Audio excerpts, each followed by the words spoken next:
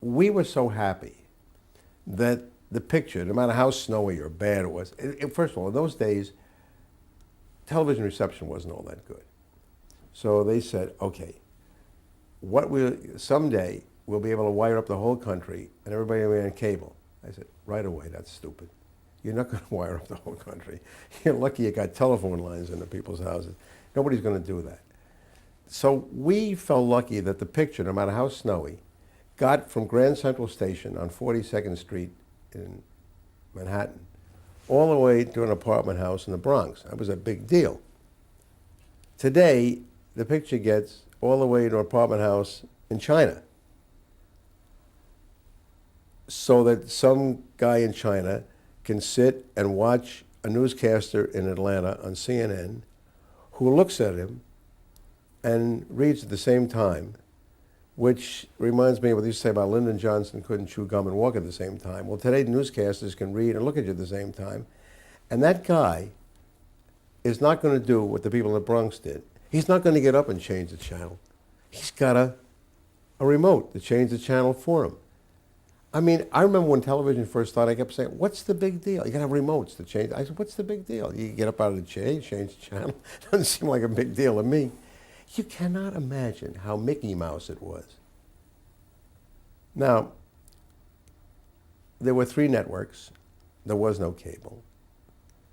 There was no CNN. There was no ESPN. There was no A&E. There was no History Channel. There was no, all these things were figments of people's imaginations. In fact, when people talked about them, people in the network said, oh, they're like boutiques. We're department stores.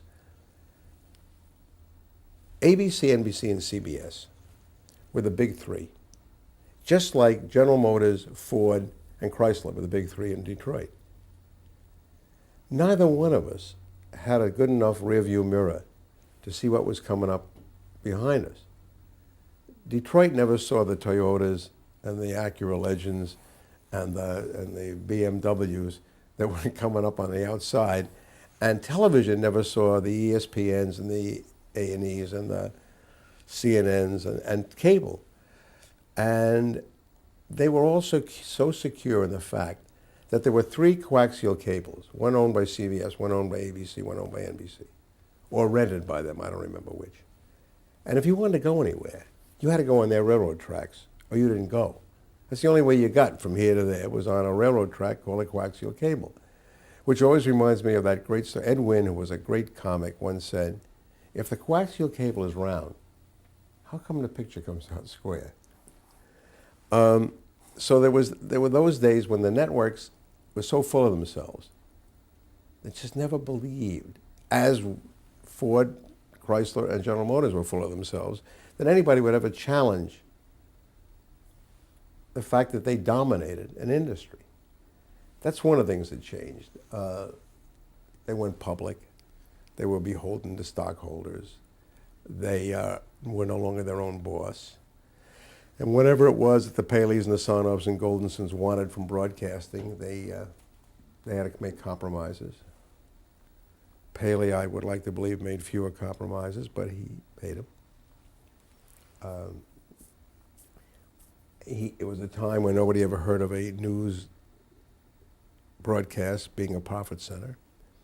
I'm not sure he would be so displeased that his principal newscast 60 Minutes became a profit center. I don't think he would have minded our dipping our toe in the ratings pond. I think what would have dismayed him is the fact that too many broadcasts get all wet in the ratings pond. That becomes the end all and be all of what they do.